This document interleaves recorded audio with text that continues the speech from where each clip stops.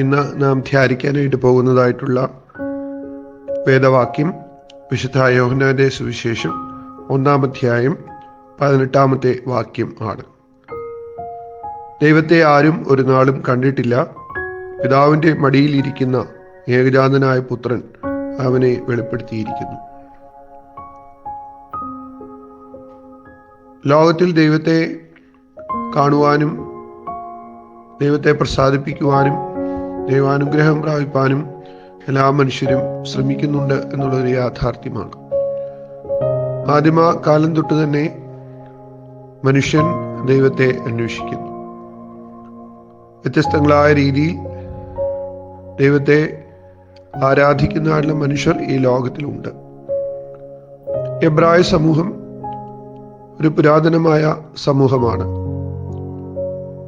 എബ്രായ വിശ്വാസപ്രകാരം ദൈവം സർവശക്തനും സകലത്തിൻ്റെയും സൃഷ്ടാവും പരിപാലകനുമാണ് എന്ന് അവർ വിശ്വസിക്കുകയും ആ സർവശക്തനായിട്ടുള്ള ദൈവത്തെ അവർ ആരാധിക്കുകയും ചെയ്തു പോന്നു. ആ ദൈവം വിശുദ്ധനാണ്. അതുകൊണ്ട് ആ ദൈവത്തിൻ്റെ പേര് ഉച്ചരിക്കുവാൻ പോലും പാടില്ല. ദൈവത്തെ ആർക്കും കാണുവാനായിട്ട് സാധിക്കുകയില്ല.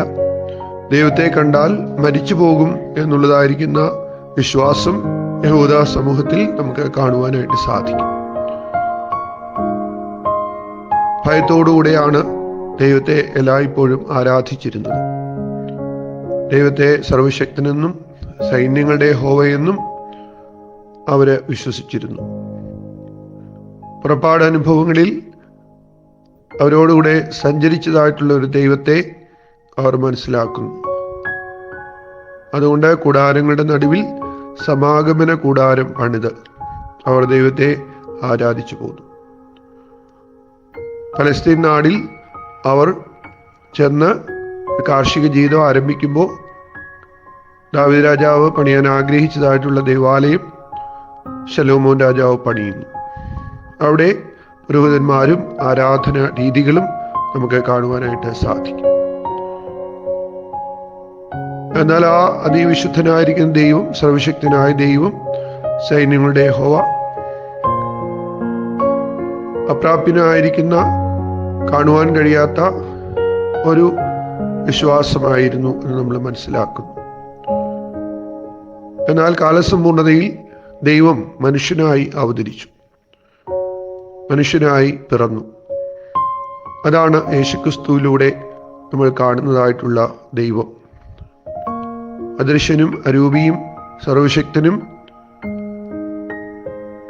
എല്ലാത്തിലുപരി ഭയത്തോടും ആദരവോടും കണ്ടിരുന്നതായിട്ടുള്ള ദൈവത്തിൻ്റെ യേശുക്രിസ്തുവിലൂടെ പുതിയ നിയമ സഭ സ്നേഹവാനും കാരുണ്യവാനും എല്ലാവർക്കും പ്രാപ്യനുമായിട്ടുള്ള ഒരു ദൈവപുത്രനായി നാം മനസ്സിലാക്കുന്നു.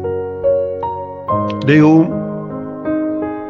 ഈ ഭൂമിയും തമ്മിലുള്ളതായിരിക്കുന്ന ബന്ധത്തിലും ദൈവവും മനുഷ്യരും തമ്മിലുള്ളതായിരിക്കുന്ന ബന്ധത്തിലും പാലം പണിയുവാനും ഭയത്തെ അകറ്റി ദൈവം സ്നേഹമാകുന്നു എന്നുള്ള കാഴ്ചപ്പാട് നമുക്ക് പുതിയ നിയമത്തിൽ ലഭിക്കുകയും ചെയ്യുന്നു. ദൈവത്തെ ആരും ഒരു നാളും കണ്ടിട്ടില്ല.